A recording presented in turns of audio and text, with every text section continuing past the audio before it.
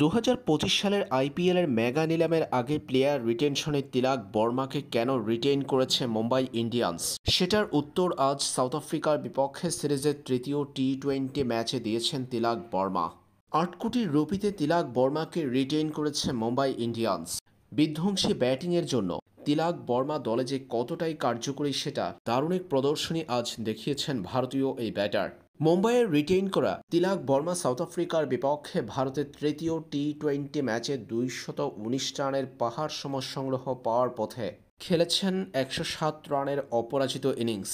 মাত্র ৫১ বলে সেঞ্চুরি পূর্ণ করা ভারতীয় এই ব্যাটার ব্যাটিং করেছেন ১৯১.০৭ স্ট্রাইক রেটে।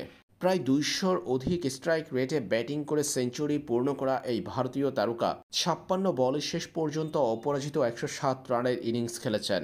তিলক বর্মার ১০৭ রানের ইনিংসটি সাজানো ছিল ৬০টি ছক্কা ও ৮টি চারে।